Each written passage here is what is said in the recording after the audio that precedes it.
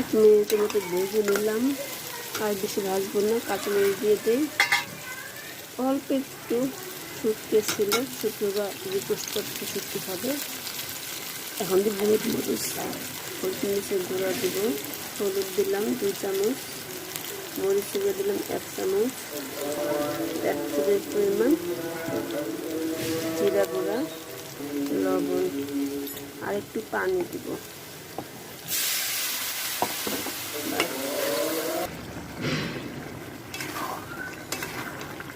সব অল্প অল্প দিয়ে শুটকিটা ভুনা করে দেব। রসুন, আস্ত রসুন দিচ্ছি। শুটকিটা আস্ত রসুন ছাড়া ভালো লাগে না আমার কাছে। আস্ত রসুন, এরকম আস্ত কাঁচামরিচ দিলে ভালো লাগে, খেতে অনেক মজা।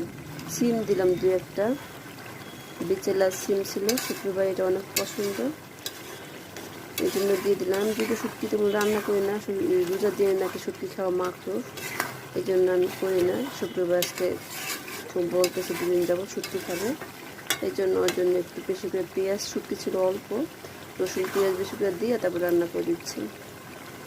এটা খেতে অনেক মজা হয়। শুকনো শুকনো করে আর একটু শুকনো শুকাবো, তারপর নামিয়ে নেব ধনে পাতা কুচি দিয়ে।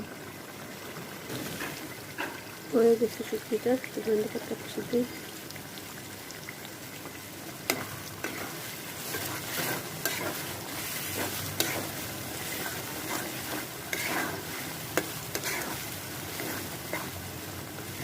হয়ে গেছে শুটকি বোনা, মজাদার টেস্টি শুটকি বোনা। এটা ভাজা হয়ে গেছে তো নাকি, এটা এখন ফ্রিজে রেখে 1 মাস পর্যন্ত রেখে খাওয়া যাবে, এটা কিছুই হবে না, নষ্ট হবে না, কিছু হবে না। নর্মালও রেখে দেওয়া যাবে, ডিপে রাখলে অনেক দিন রেখে খাওয়া যাবে।